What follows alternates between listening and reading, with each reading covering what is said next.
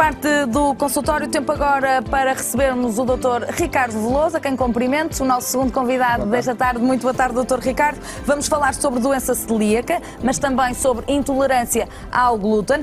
Relembrar que pode sempre ligar o 225-083-204 para ficar inscrito na nossa lista de chamadas. Vai poder tirar dúvidas sobre estes temas e também sobre a especialidade de gastroenterologia na sua generalidade, na terceira parte do programa. Pode também, e recordo, tirar as suas dúvidas por escrito, caso não possa entrar em direto connosco, deixar as suas dúvidas por escrito em consultório@portocanal.pt. Então, Dr. Ricardo, passou bem desde a última vez que veio aqui ao consultório? Espero que sim.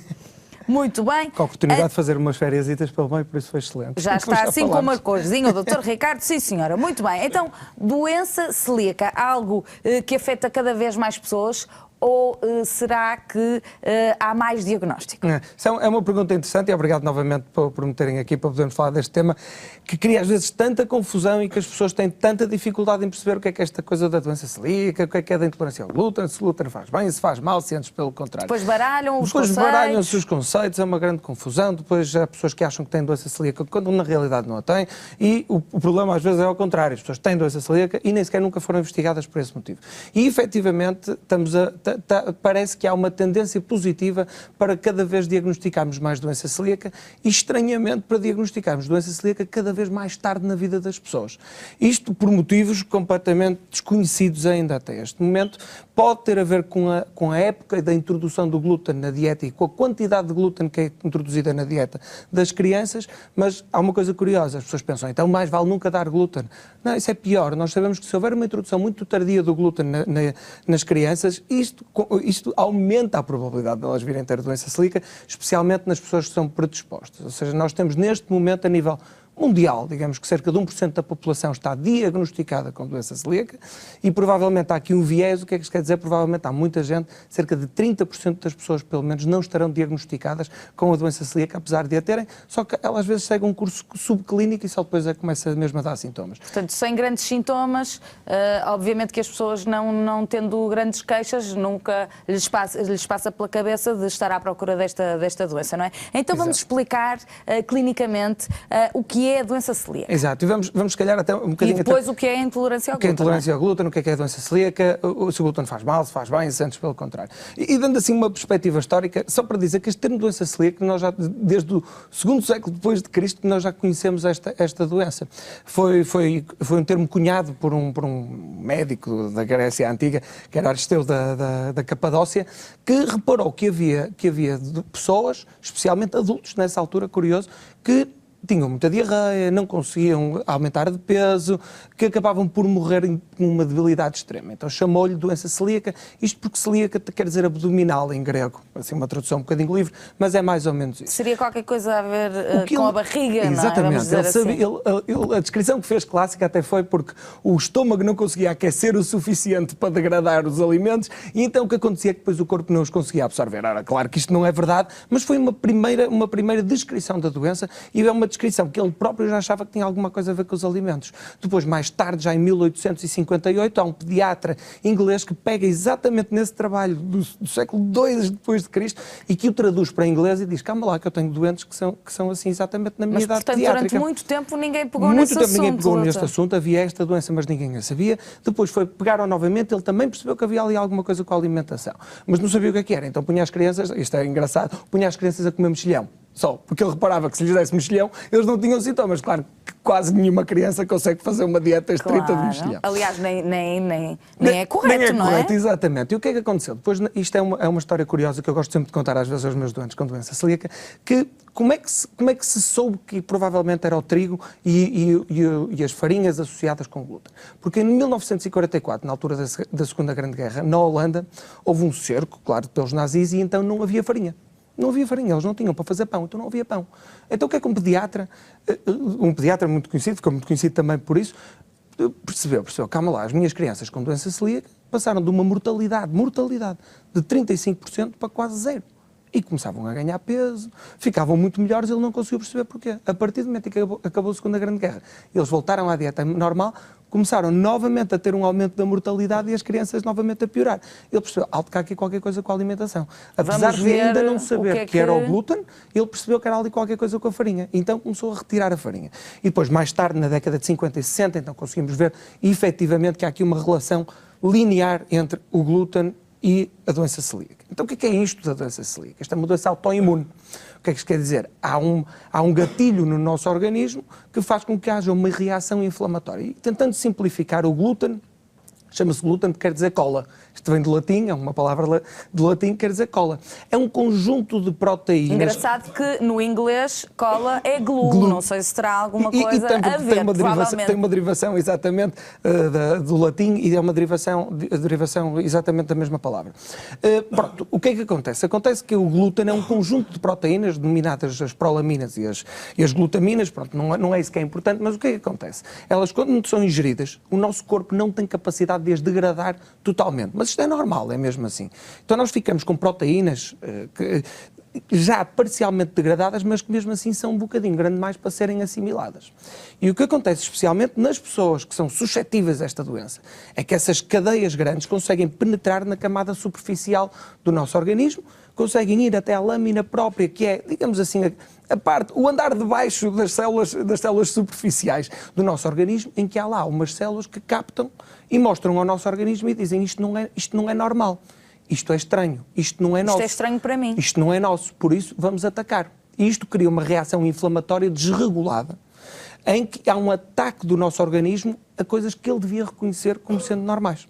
Isto é o protótipo de uma doença autoimune que necessita de um meio ambiental, que é o glúten, para ser despoltada. Tanto que se retirarmos esse estímulo, é como se essa doença autoimune quase nunca tivesse existido. Portanto, só é preciso controlar aí o glúten e a ingestão do glúten, onde é que ela existe trigger, mais. vamos dizer assim. O trigger, exatamente. E por isso é que a doença celíaca, eu costumo dizer aos meus doentes que é uma doença muito chata e muito boa. Muito boa porque 80% dos doentes, apenas e exclusivamente com cuidados alimentares, conseguem uma regressão total da doença. Regressão dos sintomas, regressão das alterações que nós vemos a nível da endoscopia, regressão de muitas das doenças associadas à doença celíaca. E isto, a doença celíaca... Que sintomas dá para percebermos isso? A doença celíaca, era exatamente encadear nisso que eu ia, que é, apesar de ser uma doença do intestino, primordial do intestino e primordial da parte inicial do intestino delgado, que é onde contacta mais glúten, onde entra mais glúten para dentro do nosso corpo, e efetivamente é uma doença que nós chamamos multissistémica e que pode atingir imensos órgãos do nosso organismo. Porque eu ia perguntar-lhe, uma vez que atinge as células estão no organismo todo. Exatamente. Porquê que está tão ligado ao intestino? Está tão ligado ao intestino porque é a forma porque é o local da apresentação do glúten ao nosso organismo. Ou seja, é onde está mais concentrado. Porque o glúten é apenas alimentar. Não é? E, por exemplo, há muitas pessoas que têm dúvidas se o shampoo pode ter glúten, se os cremes podem ter glúten. Podem, perfeitamente, porque não há absorção significativa do glúten através nem da pele, nem das outras, nem nenhuma superfície cutânea que nós tenhamos, apenas através da mucosa e apenas depois de haver este processo de digestão parcial que faz com que o nosso corpo consiga captar estas proteínas um bocadinho longas demais que depois são apresentadas ao nosso sistema imunitário e que ele diz, não, isto não é nosso, vamos atacar. Ok, mas isto é uma reação que efetivamente é sistémica. E há aqui um conceito muito importante a nível dos sintomas. Toda a gente tem a noção clássica que, para ter doença celíaca, tem que ter diarreia. Mentira, isto não é verdade. 30% das pessoas com doença celíaca têm diarreia. Quer dizer que 70% das pessoas não têm diarreia. Ou seja, portanto, está completamente errado porque a maioria até nem tem. Nem tem, exatamente. Portanto, apesar de ser um sintoma mais frequente, efetivamente a maioria das pessoas não tem. E paradoxalmente, cerca de 20% das pessoas até se apresentam com obstipação. Por isso, numa pessoa em que nós tenhamos algum grau de suspeição que possa ter uma doença celíaca, o facto dela ser obstipada não deve tirar logo da nossa cabeça que ela pode ter uma doença celíaca. Pronto, depois vêm outros sintomas também frequentes, como a distensão abdominal e outros um bocadinho menos reconhecidos pelo público em geral, mas, por exemplo, na idade adulta, o sinal mais frequente da apresentação da doença celíaca é a anemia por perda de ferro. Isto por perda por falta de captação do ferro, mais propriamente. Isto porquê? O que acontece quando há esta reação de inflamação a nível do intestino? O nosso intestino tem acho que já toda a gente viu as vilosidades, não é? E depois nestas vilosidades, que são uma espécie de uma bordadura de escova... Aliás, o Dr. Ricardo trouxe algumas imagens, exatamente, não é? Para tentar explicar isto um bocadinho podemos ir mostrando melhor. as imagens do Dr. Ricardo. E o que acontece é que há um achatamento completo destas velocidades e então a superfície de absorção do ferro, que é primordialmente também na primeira parte do intestino, desce. Então as pessoas acabam por ter uma anemia por perda de ferro, por ausência de captação de ferro, que se perpetua durante a vida. E isto é muito frequente, por exemplo, nas senhoras, em que atribuem ao período. E dizem, é normal, eu sempre tive anemia. Isso é uma das coisas que eu digo sempre aos meus doentes. Uma anemia não é normal. Tem que ser investigada, até pode ser por perdas menstruais, até pode ser por esse tipo por outro tipo de problemas, mas tem sempre que ser investigada. Exatamente, e estamos a ver aqui a imagem, exatamente isso, em que vemos o que é um intestino temos aqui normal. A diferença Acho entre que é fácil de perceber um intestino normal, com umas velocidades compridinhas, com uma área de absorção muito grande, e ao lado o que é um intestino de uma pessoa com doença celíaca, em que há um achatamento e há uma perda da área, até para além de haver uma perda da capacidade de absorção, há também uma perda de área, de volume total, em que há uma capacidade de absorver vários nutrientes, entre os quais o ferro. Temos também outros sintomas um bocadinho menos frequentes, por exemplo, a osteoporose nas pessoas com um bocadinho mais de idade, que é muito frequente nas pessoas com doença celíaca. Mas aí é preciso esperar algum tempo, não é? Habitualmente sim. São os sintomas mais tardios, sim, ou não? Sim. Isto é algo que nos preocupa mais nas pessoas com mais do que 55 anos de idade com doença celíaca. Até aos 55 anos de idade é efetivamente infrequente. E outra coisa, que são as alterações do fígado não explicadas por outras causas e infertilidade. Nas formas graves de doença celíaca, as senhoras não conseguem engravidar e às vezes o que se passa, claro que não é comum, é cerca de 1% das pessoas com doença celíaca, mas pode acontecer de ser uma doença celíaca que não dá outro sintoma que não seja as senhoras não conseguem engravidar de outra forma. Há também manifestações noutros órgãos, há sintomas constitucionais muito frequentes como o cansaço, as dores de cabeça, a perda de peso. Há também outro tipo de doenças. E porquê a perda de peso, Dr. Ricardo? A perda de peso também tem a ver com isto, efetivamente. Tem a ver com dois fatores. Primeiro, há uma incapacidade de absorção de certos nutrientes e ela própria, quando provoca diarreia, pode também expoliar, ou seja, podemos perder os nutrientes que precisamos, nomeadamente alguns hidratos de carbono, que nós precisamos para ter um desenvolvimento ponderal normal, especialmente na infância. E isto é curioso, isto antes era uma doença da infância, lá está agora uma doença mais da idade adulta. E é outra coisa importante, não há idade para a doença celíaca neste momento. Nós temos, que é mais frequente agora na idade adulta a partir dos 18 anos, mas já há casos de pessoas com 60, 70, 80 anos e que só nessa altura que foram diagnosticadas com doença celíaca. Não sabemos há quanto tempo, provavelmente já o teriam há mais, mas a verdade é que podem ser diagnosticadas em qualquer altura, ou seja, a idade também já não é motivo para nós não pensarmos na doença celíaca. Então, sendo duas situações diferentes, estamos a falar de terapêuticas diferentes para a doença celíaca e para a intolerância ao glúten. Falando da intolerância ao glúten, é uma coisa que está muito na moda. E é preciso ter cuidado com as modas, especialmente quando são modas nutricionais. Porque na grande maioria delas estão erradas, é mesmo assim. É uma moda, alguém põe na internet que aquilo faz muito bem e depois não há uma base científica para isto. E depois não há validação científica. E o que acontece na intolerância ao glúten é uma coisa curiosa. Há um conjunto de pessoas que efetivamente se pararem com o glúten, e provavelmente não é com o glúten, é com as farinhas como o trigo, como a cevada e como o centeio, ficam Portanto, melhores. não é só com o glúten. Não é só com o glúten. É provavelmente é um efeito outros. classe que tem glúten, mas também tem outros componentes que são os frutanos.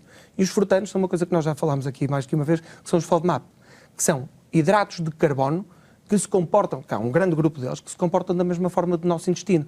Eles são osmóticos, ou seja, puxam água para dentro do intestino e são fermentados pelas bactérias intestinais e produzem gases. Então há um conjunto de pessoas que parece que efetivamente retirando o glúten da alimentação melhoram dos sintomas, mas não têm doença celíaca. E estamos a falar de uma pequena porcentagem da população, digamos assim, há 10% de pessoas que autorreportam que melhoram com o glúten. Mas isto aqui é preciso ter cuidado. Como há o efeito placebo, ou seja, o efeito de uma pessoa tomar alguma coisa e achar que se sente melhor, também é uma coisa que se chama o efeito nocebo. E o que é que isto quer dizer? Quer dizer que as pessoas, por deixarem de fazer alguma coisa, também se sentem melhor. Pronto, o importante nestas pessoas é que elas se sintam melhor. Eliminar o glúten também não tem mal absolutamente nenhum. Cada vez há mais hipóteses para uma pessoa fazer uma dieta equilibrada sem glúten, ainda bem que isso é assim. Portanto, ao nível nutricional, pode-se estar nutritivamente equilibrado sem o glúten. Perfeitamente. Desde que isso esteja garantido, não há tem problema nenhum. E se há muitas pessoas que realmente se adaptam melhor mas sem glúten. Mas tem que se ter esta ressalva, Mas tem que se ter esta ressalva. E depois as pessoas fazem dietas altamente restritivas sem qualquer base científica ou lógica, porque acham que aquilo lhes vai fazer mal. E, por exemplo, houve um estudo engraçado que comparou as pessoas que retiravam com o intestino irritável, porque isto faz mais parte do complexo do intestino irritável do que propriamente a doença celíaca. A doença celíaca é uma doença autoimune em que nós reconhecemos que há um autoanticorpo, que é o anticorpo antitransglutaminase, entre outros, mas este é o mais sensível e específico, em que vai provocar uma cascata de inflamação com múltiplas manifestações no nosso corpo e eu chamo-lhe intolerância ao glúten, mas se calhar o termo não está correto. Provavelmente é intolerância ao trigo, ou então pessoas que não toleram trigo, centeio e cevada, se calhar este é o termo mais correto, só que é um bocadinho mais comprido.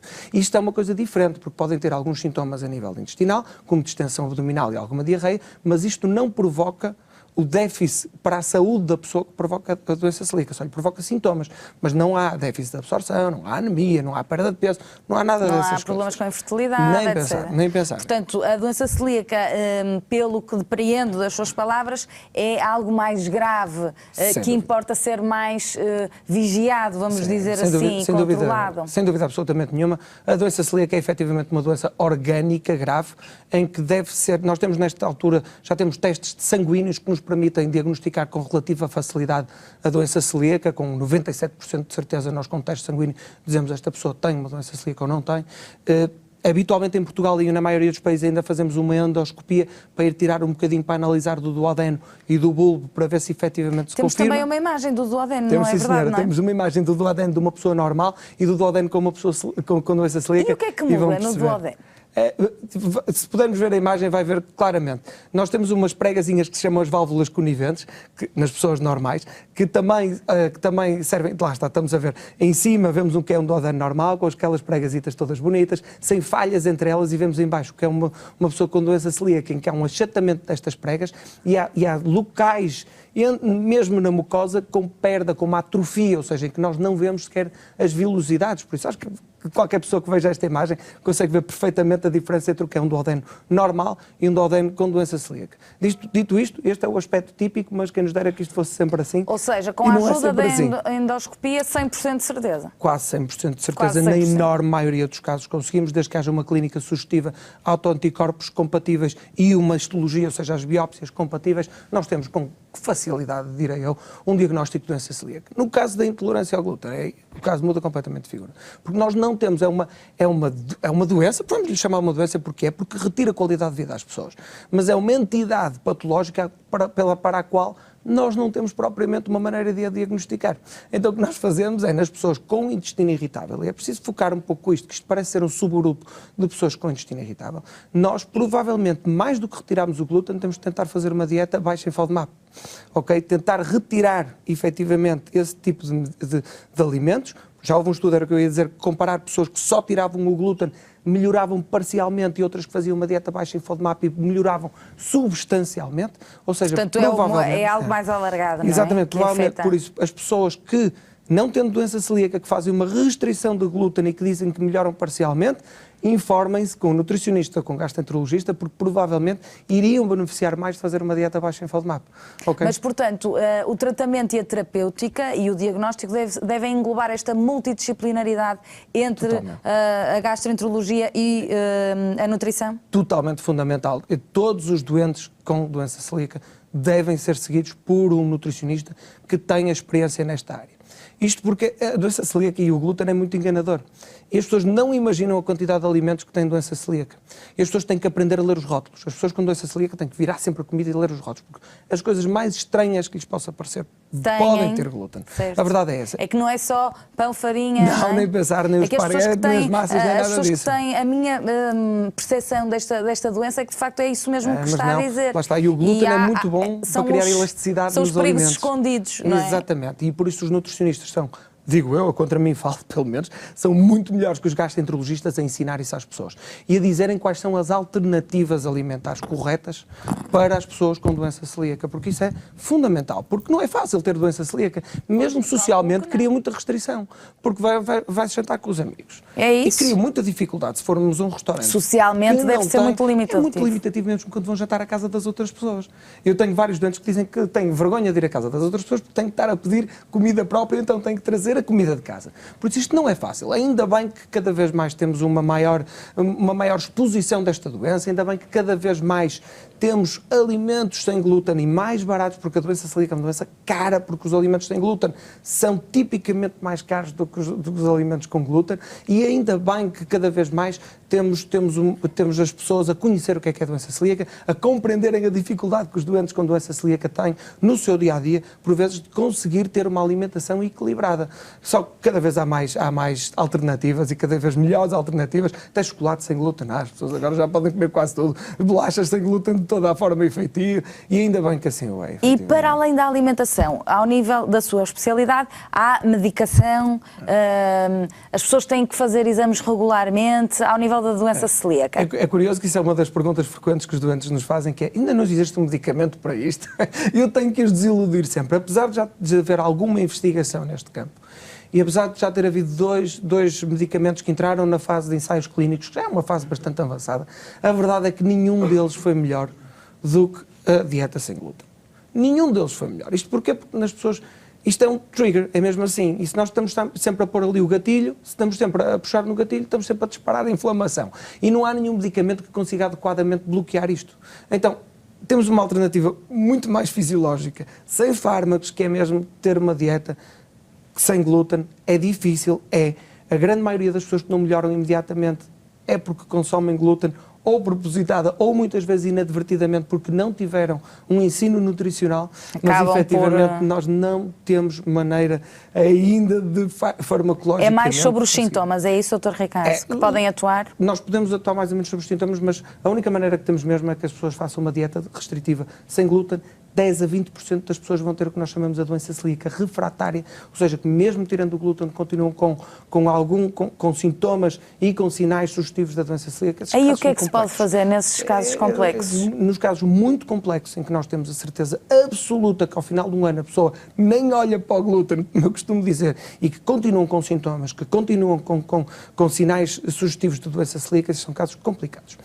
Isso é doença celíaca refratária, tem dois tipos. Tem um tipo que é, digamos assim, mais benigno e que não tem transformação mais tarde e mais nada de maligno, mas temos o tipo 2 que efetivamente é uma forma inicial de um linfoma e que pode ser uma situação muito, muito grave. Habitualmente estas situações são tratadas, para além da dieta sem glúten, com imunossupressão, seja com corticoides, seja com azatioprina, mas são situações sempre muito graves e difíceis mesmo de combater. Portanto, estamos aqui a entrar por um caminho já muito mais complicado. Mais ainda grave, bem que essas situações são de longe a exceção. A grande maioria das pessoas, ao final de uma semana com dieta sem glúten, dizem, eu afinal estou curado. E não estão, mas têm um enorme aumento na qualidade de vida, isso sem dúvida absolutamente nenhuma. Portanto, esta é a grande mensagem. 80% das pessoas podem viver com melhor qualidade de vida e é preciso também cruzarem estas benesses da gastroenterologia e nutrição. O Dr. Ricardo Veloso vai continuar comigo na terceira parte. 225-083-204 é o número para entrar em direto connosco na terceira parte. Eu espero por si. Até já.